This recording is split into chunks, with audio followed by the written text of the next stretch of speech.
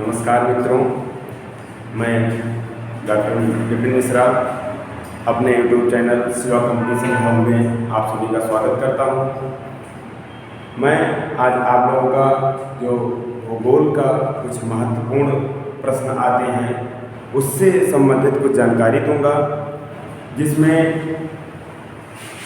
सबसे पहले तो भूगोल में हम लोग पढ़ते हैं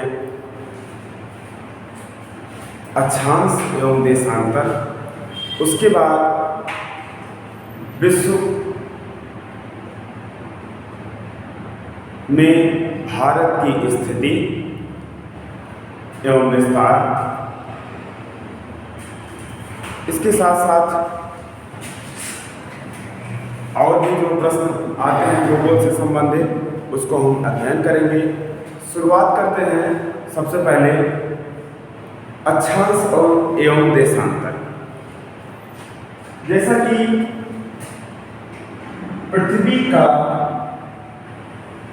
एक छोटा रूप, पृथ्वी का एक छोटा रूप जो वैज्ञानिकों के द्वारा, भूगोलवेत्ताओं के द्वारा बनाया गया है, उसको हम लोग जानते हैं एक ग्लोब के नाम से। उसको कहते हैं ग्लोब। ग्लोब में क्योंकि हम लोग पूरा पृथ्वी एक साथ नहीं देख सकते हैं, तो यदि हमें पूरा पृथ्वी देखना है, एक साथ में देखना है, पूरे पृथ्वी की जानकारी एक साथ लेना है, तो हम लोगों को ग्लोब देखना पड़ेगा। ग्लोब से हमें इकट्ठे पूरे पृथ्वी की जानकारी मिल सकती है। अब ग्लोब में हम लोग देखते हैं कुछ रेखाएं खड़ी रेखाएं होती हैं, कुछ रेखाएं खड़ी रेखाएं होती हैं, कुछ रेखाएं पड़ी रेखाएं होती हैं। यानी जो खड़ी रेखाएं होती हैं, ग्लोब पर जो एक काल्पनिक रेखाएं खींची गई हैं, उसमें जो खड़ी रेखाएं होती हैं वो नॉर्थ से, सबसे ग्लोब का जो सबसे ऊपरी भाग है उसको नॉर्थ कहा जाता है।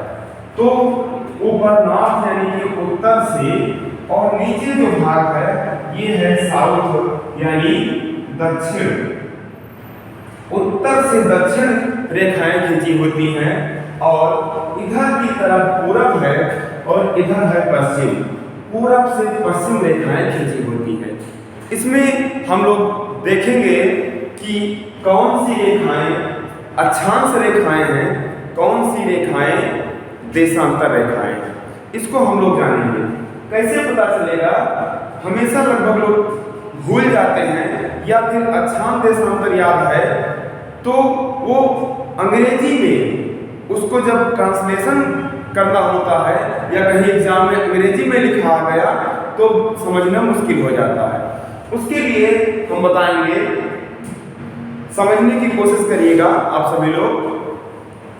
ग्लोब पर जो खड़ी रेखाएं हैं उसके बारे में हम पहले बताएंगे। जैसे कि हम सब लोग जानते हैं कि अगर पूरी देश दुनिया अगर घूमना है तो हम लोगों को खड़े होकर के और पूरे देश दुनिया में घूमेंगे और लॉन्ग डिस्टेंस तय करेंगे। इंग्लिश में अगर देखा जाए तो लॉन्ग डिस्टेंस तय करेंगे, लॉन्ग डिस्टेंस तय करेंगे और देश दुनिया खड़े होकर के घूमेंगे। इससे हम लोगों को ये मालूम हुआ कि जो देश दुनिया घूमे तो इसीलिए इसको देशांतर कहा गया, इसीलिए देशांतर कहा गया। और देश दुनिया घूम करके हमें लॉन्ग डिस्टेंस तय किए, लॉन्ग डिस्टेंस तय किए, इसीलिए इसको हम इंग्लिश में लॉन्गिट्यूड कहते हैं, लॉन्गिट्यूड। इससे ये बात क्लियर हुआ कि जो ग्लोब पर जो खड़ी रेखाएं हैं, जो उत्तर से दक्षिण की तरफ जो खड़ी रेखाएं खींची हुई हैं, काल्पनिक रेखाएं, उसको कहा जाता है देशांतर। आप लोग देश दुनिया से देशांतर समझ सकते हैं और लॉन्ग डिस्टेंस से लॉन्गिट्यूड समझ सकते हैं। ये हिंदी और इंग्लिश में दोनों वर्जन में आप लोग देशांतर को समझ सकते हैं। उसके बाद दूसरा, इस पर पड़ी रेखाएं होती हैं। पड़ी रेखाएं होती हैं जो पश्चिम और इधर है पूर्व, पश्चिम से पूर्व या पूर्व से पश्चिम की तरफ खींची हुई है। ग्लोब पर पश्चिम से पूर्व या पूर्व से पश्चिम की तरफ खींची हुई है। इसको हम लोग देखेंगे, कैसे समझेंगे, कैसे याद करेंगे। ये हमारी खुद की जिम्मेदारी है कि हम आप लोगों को याद करवा दें, और बस आप हमारे बातों को समझिए, हमारे ट्रिक को समझिए। मैं वादा करता हूँ कि पूरा आपको याद हो जाएगा। भूगोल भी एक ऐसा विषय है जो विज्ञान है। विज्ञान में जैसे करो और सीखो होता है, ठीक उसी तरह भूगोल में भी करो और सीखो से ही आप सब कुछ समझ सकते हैं। कोई ज़्यादा याद करने की जरूरत नहीं है, बस आप समझ लीजिए, वो स्वतः ही आपको याद होता रहेगा। जैसे देशांतर में बताया, और इसके साथ साथ हम ये देख रहे हैं कि जब हम पूरे विश्व में घूमते हैं, देश दुनिया घूमते हैं, तो घूम करके जब हम थक जाते हैं, तो जब थक जाएंगे तो कहीं पर लेट जाएंगे, थक जाएंगे तो कहीं पर लेट जाएंगे, और जब लेट जाएंगे तो लेटने से ही लेट जाएंगे, यानी लेट से ही आप लोग समझिएगा कि लैटिट्यूड, यानी जो रेखाएं ग्लोब पर खड़ी हुई रेखाएं हैं उसको लॉन्गिट्यूड कहा गया था।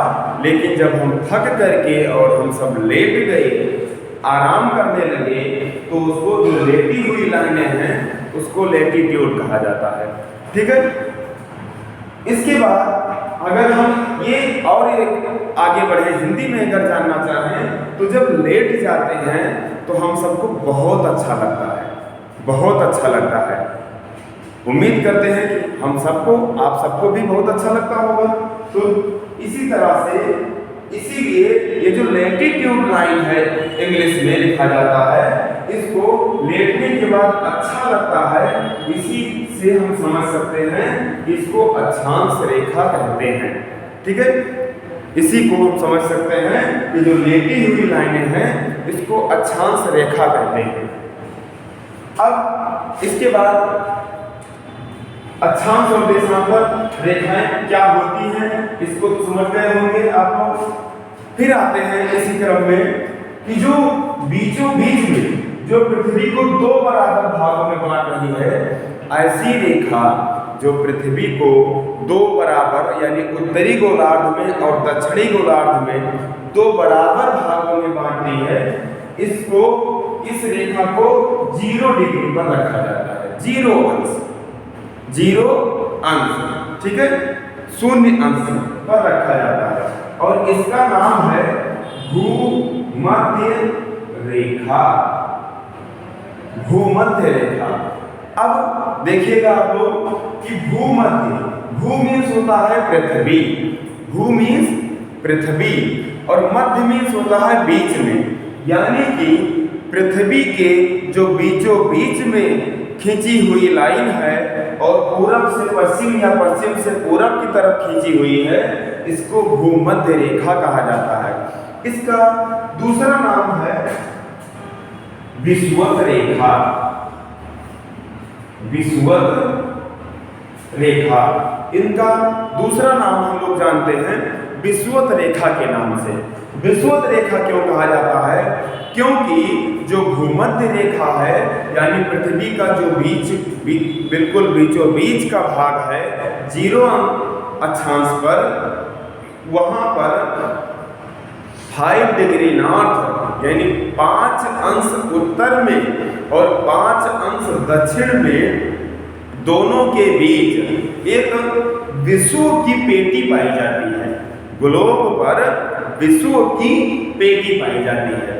इससे हम लोग समझेंगे ये विषुव क्यों कहा जाता है, क्योंकि पृथ्वी की जो ऑर्बिट में जो घटनाएं हैं और जो उनमें जो घटनाएं हैं, उससे इस जो विषुव क्षेत्र है इसमें सब कुछ लगभग उल्टा होता है। इसमें धाराएं भी उल्टा चलती हैं, इसमें पवनें भी उल्टा चलती हैं, इसमें प्रतिदिन वर्षा भी होती है 4 बजे और 5 बजे के बीच में, इसमें मौसम हमेशा एक समान रहता है, इसमें दिन और रात बराबर होता है, इसी विषुव क्षेत्र में। इसी कारण से इसको विषुवत रेखा के नाम से भी जाना जाता है। इसके बाद इसको इंग्लिश में इक्वेटर के नाम से जानते हैं। इक्वेटर, इक्वेटर मीन्स होता है इक्वल भागों में बांटने वाली रेखा। अक्षांश को पृथ्वी के ग्लोब पर स्थित जितने भी अक्षांश हैं उनके जो बीचों बीच में जो लाइन खींची हुई है इसको इक्वेटर रेखा यानी इक्वेटर लाइन कहा जाता है। ठीक है, ये बात क्लियर हुई। अब हम ये देखेंगे इसके बाद जो 0 अंश के थोड़ा सा ऊपर जाएंगे तो 23.5 अंश आएगा। 23.5 अंश उत्तर में और फिर 23.5 अंश दक्षिण में। इसका ये दोनों अंश का विशेष महत्व है ग्लोब पर, इसीलिए हम समझाने की कोशिश कर रहे हैं आप लोगों को। ठीक है, देखिए समझिएगा, जो 23.5 अंश उत्तर है इसको किस नाम से जाना जाता है और जो 23.5 अंश दक्षिण में लाइन पड़ती है इसको किस नाम से जाना जाता है, ये हम आप लोगों को पहले समझाएंगे। इसमें जैसे कि समझने की कोशिश कर रहे हैं हम लोग कि जो किसी भी इंसान को जो एक बड़ा रोग है उसका नाम है कैंसर। क्या नाम है? कैंसर। कैंसर जो रोग होता है वो हम लोगों की जो पृथ्वी जो शरीर है, हम लोगों की जो शरीर है, इस शरीर का जो सबसे बीच का जो भाग है वो कमर है। क्या है? कमर। अब हम लोग ये समझ सकते हैं कि जो कैंसर रोग होता है वो ज़्यादातर लोगों के कमर के ऊपर वाले भाग में होता है। कमर के ऊपर वाले भाग में। वैसे कभी किसी को कमर के नीचे कहीं पैर में या कहीं कैंसर हो गया हो, नहीं तो हमेशा कमर के ऊपर वाले भाग में होता है। इससे हम लोग समझ सकते हैं कि जो 0 डिग्री यानी भूमध्य रेखा की जो 23.5 अंश ऊपर स्थित रेखा है इसको कहा जाता है ट्रॉपिक ऑफ कैंसर। इसी कैंसर से जो शरीर का कैंसर होता है, इसी कैंसर से हम लोग समझ सकते हैं कि यह है Tropic of Cancer line. Tropic of Cancer line. उसके बाद एक दूसरी लाइन दक्षिण की तरफ 23.5 अंश खींची हुई है, इसको हम लोग कैसे समझेंगे? जैसे हम लोगों के घर में बहनें, बेटियां, कुछ एक नया कपड़ा अभी प्रचलन में चल रहा है जो घुटने के नीचे तक होता है, कमर से घुटने के नीचे तक, उसका नाम है कैफ्री। क्या नाम है? कैफ्री। अब इस कैफ्री के कपड़े से जो कैफ्री पहना जाता है यानी लड़कियां पहनती हैं, वो हमेशा कमर के नीचे वाले भाग में यानी पैरों में पहना जाता है। ठीक है, तो ऐसे ही हम समझ सकते हैं कि जो इक्वेटर से जो 23.5 अंश नीचे वाली यानी दक्षिण में स्थित जो रेखा है इसको कहा जाता है Tropic of Capricorn. Tropic of Capricorn. ठीक है, ये अक्षांश में ट्रॉपिक ऑफ कैंसर और ट्रॉपिक ऑफ कैप्रिकॉर्न यानी कि ट्रॉपिक ऑफ कैंसर को कर्क रेखा भी कहा जाता है। कर्क रेखा और ट्रॉपिक ऑफ कैप्रिकॉर्न को मकर रेखा कहा जाता है। कर्क रेखा और मकर रेखा।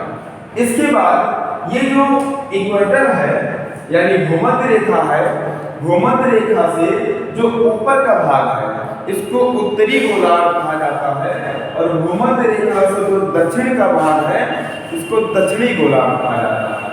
अब यहाँ पर एक चीज और देखेंगे कि जैसे ही भूमध्य रेखा से हम उत्तर की तरफ जाएं या फिर दक्षिण की तरफ जाएं, तो जैसे जैसे हम अक्षांशीय मान में आगे की तरफ बढ़ेंगे वैसे वैसे ये देखेंगे कि दिन और रात का जो अंतर है, दिन और रात का जो अंतराल है वो दिन प्रतिदिन बढ़ता जाता है। यानी कि और हर अक्षांश पर हम देखेंगे कि बढ़ता जाता है। अगर यहाँ 12 घंटे दिन और रात है तो यहाँ 10 और 14 10 घंटा दिन और 14 घंटे रात। यहाँ पर और ऊपर बढ़ जाओ आप तो 8 घंटे दिन तो 16 घंटे रात। इसी तरह से ये दिन अगर बढ़ता है तो रात छोटी होती है। यानी कि सूर्य जब उत्तरायण होता है तो उत्तर में, ग्लोब के उत्तर में जो क्षेत्र पाया गया है वहां पर जब भी सूर्य उत्तरायण होगा तो दिन की जो अवधि है वो उसका जो अंतराल है यानी दिन की अवधि बढ़ती जाती है। और जब सूर्य कर्क रेखा पर जब सीधा चमकता है उस समय क्या होता है कि जो उत्तरी गोलार्ध का जो पोल है, ध्रुव है, उत्तरी ध्रुव है, उस क्षेत्र में हम लोग देखते हैं कि 6 महीने केवल दिन होता है। और उसके विपरीत में यदि उत्तरी गोलार्ध में सूर्य का उत्तरायण है और यहाँ पर अगर 14 घंटे का दिन है तो ये देखेंगे 8 घंटे की नहीं 4 घंटे की, 14 घंटे का अगर दिन है तो 10 घंटे की रात होती है। अगर 14 घंटे का दिन होगा तो 10 घंटे की रात होगी। उसी समय जब 10 घंटे के ऊपर उत्तरी गोलार्ध में सूर्य के उत्तरायण होने पर अगर 10 घंटे की रात होगी तो उसी समय जब दक्षिणी गोलार्ध का हम गणना करेंगे, समझना चाहेंगे, तो यहाँ अगर 10 घंटे रात है तो दक्षिणी गोलार्ध में 14 घंटे रात हो जाएगी, उसके ठीक विपरीत हो जाएगा। यहाँ अगर 10 घंटे रात तो यहाँ पर 14 घंटे रात। ऐसे ही जब यहाँ पर उत्तरी गोलार्ध में 6 महीने दिन तो दक्षिणी गोलार्ध में 6 महीने रात। उसके बाद जब सूर्य की किरणें दक्षिण की तरफ जाती हैं तो उस समय कर्क रेखा पर के पड़ने के बजाय मकर रेखा पर सीधा चमकती है। तो जब सूर्य की किरणें दक्षिणायन होती है और मकर रेखा पर सीधा चमकती है तो यहाँ हम दक्षिणी गोलार्ध का जो भाग है उसका जो ध्रुव है, दक्षिणी ध्रुव है, वहां पर देखेंगे कि 6 महीने दिन होगा और उसी समय जो उत्तरी गोलार्ध होगा वहां पर 6 महीने रात हो जाएगी। ठीक है, इतना आप सब समझ लिए।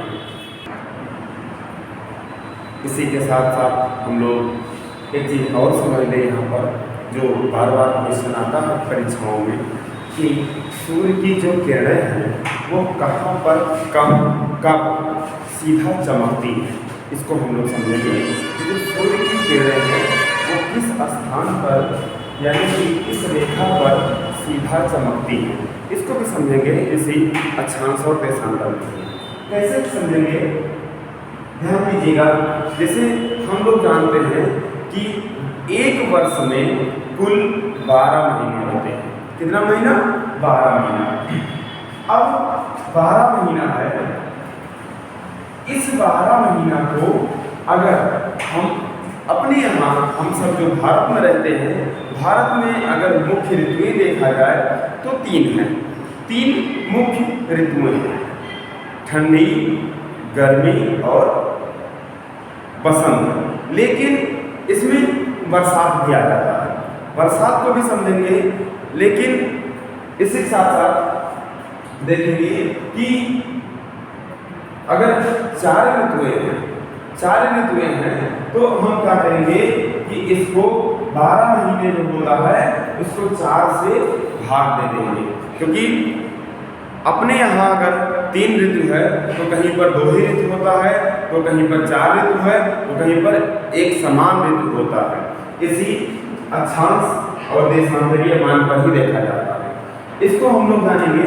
यदि 12 महीने है तो 12 महीने को 4 से भाग देंगे तो 4 तिया 12, यानी कि हम ये देखेंगे यहाँ पे कि सूर्य की किरणें कब सीधा भूमध्य रेखा पर पड़ती हैं, कब ट्रॉपिक ऑफ कैंसर यानी कर्क रेखा पर चमकती है और कब सीधा मकर रेखा पर यानी ट्रॉपिक ऑफ कैप्रिकॉर्न पर पड़ती है, चमकती है। इसी साथ साथ हम ये देखें कि कैसे, क्योंकि हमने 4 से भाग दिया तो आया 3। 12 को जब हम 4 से भाग दिए तो आया 3। इससे हम लोग जानेंगे कि एक बार ये जो भूमध्य रेखा है, भूमध्य रेखा, इस पर लिख दीजिए आप लोग 21 मार्च। 21 मार्च पर सूर्य की जो किरणें हैं वो सीधा विषुवत रेखा पर पड़ती है। कैसे? इसके बाद 3 महीने लगता है। कितना? 3 महीना, केवल 3 महीना। ये सूर्य जब उत्तरायण होता है जो, तो ट्रॉपिक ऑफ कैंसर जो लाइन है, इस लाइन पर ये सूर्य की किरणें सीधा पड़ती हैं और भूमध्य रेखा से और कर्क रेखा पर पहुंचने में 3 महीना लग जाता है। सूर्य की किरणें भूमध्य रेखा से कर्क रेखा पर पहुंचने में 3 महीने लग जाता है। यानी कि 21 मार्च में 3 महीना जोड़ दिया जाए तो अप्रैल, मई, जून, तो जो जून का महीना है उसी में कर्क रेखा पर सूर्य की किरणें सीधा पड़ेंगी।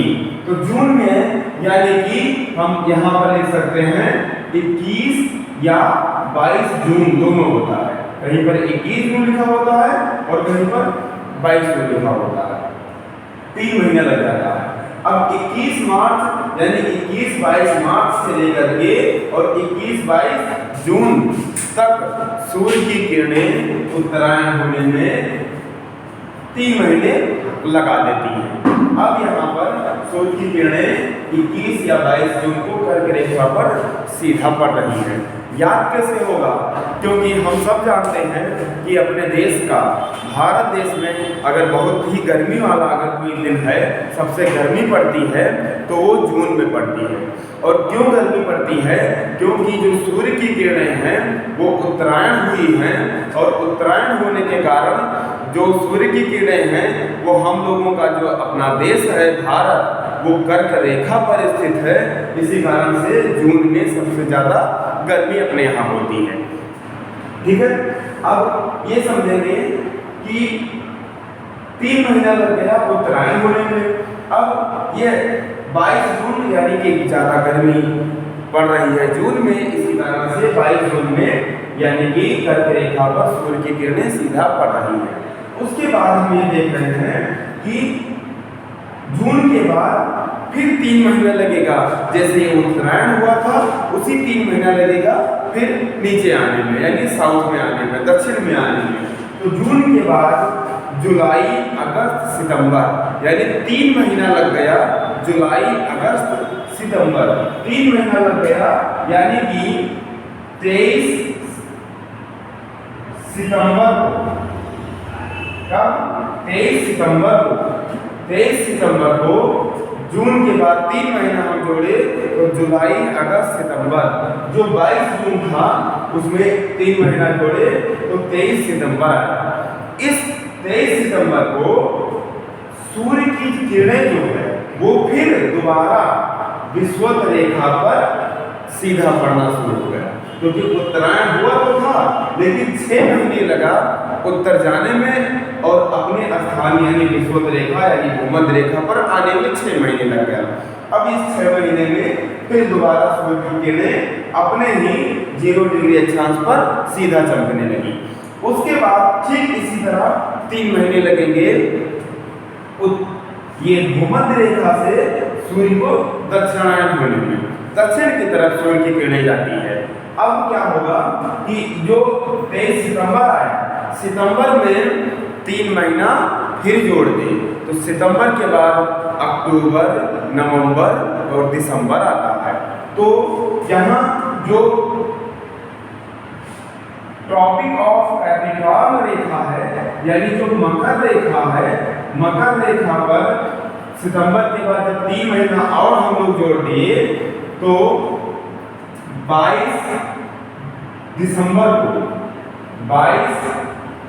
दिसंबर को सूर्य की किरणें सीधा ट्रॉपिक ऑफ कैप्रिकॉर्न यानी मकर रेखा पर पड़ना शुरू हो गया। ठीक है, मकर रेखा पर पड़ रही है। इसी कारण से अपना जो देश भारत है और जो कर्क रेखा पर स्थित है वहाँ दिसंबर महीना सबसे ठंडा महीना होता है। सबसे ठंडा महीना और सबसे छोटा दिन भी होता है। इसी 22 दिसंबर के बाद दिन प्रतिदिन बढ़ता जाता है। दिन की जो अवधि होती है वो रात की अपेक्षा बढ़ना शुरू हो जाता है। ठीक है, तो 22 दिसंबर को सूर्य की किरणें सीधा मकर रेखा पर पड़ना शुरू हो गया। अब उसके बाद फिर ये दक्षिणायन होने से फिर उत्तरायण की तरफ सूर्य की किरणें होंगी और फिर 3 महीना लगेगा।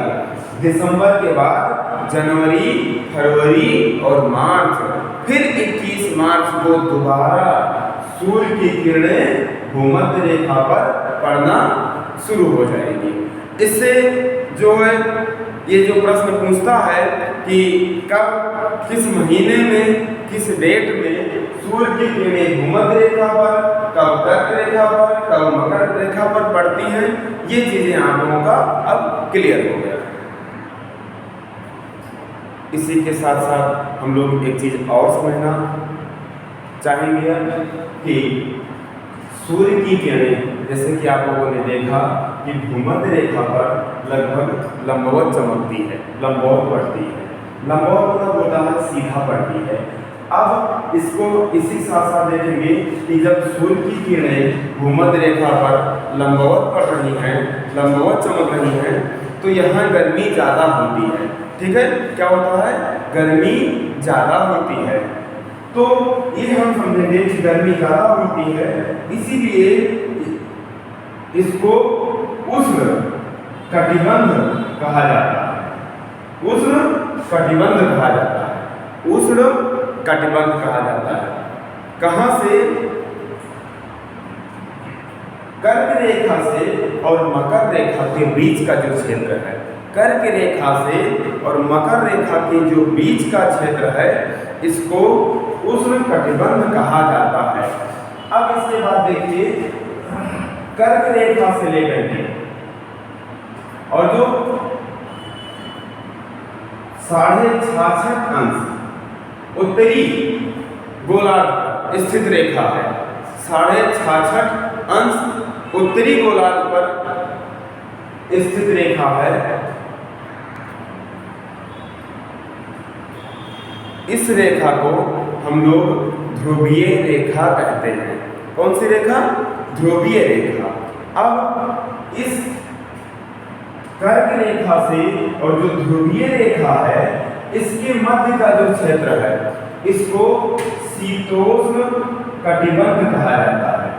शीतोष्ण कटिबंध कहा जाता है। इसके बाद शीतोष्ण के जो ऊपर वाला क्षेत्र है, यानी कि उत्तर वाला जो क्षेत्र है, 66.5 अंश से और 90 अंश तक, इनका जो ये बीच का जो क्षेत्र है, इसको शीत कटिबंध कहा जाता है।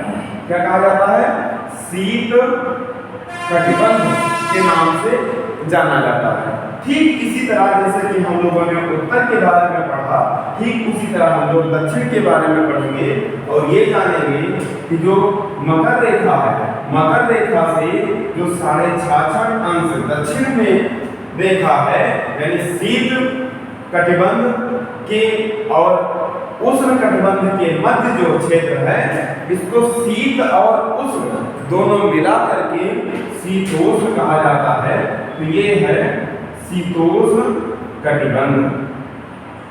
और शीतोष्ण कटिबंध के जब हम दक्षिण में अगर जाएं तो हम सब जानते हैं ये है शीत कटिबंध। इसको कटिबंध के नाम से इसलिए विभाजित किया जाता है क्योंकि विश्व में पूरे ग्लोब पर अगर देखा जाए, पूरे पृथ्वी पर देखा जाए तो समान तापमान नहीं है। इसी कारण से इसको 3 कटिबंधों में विभाजित कर दिया गया है।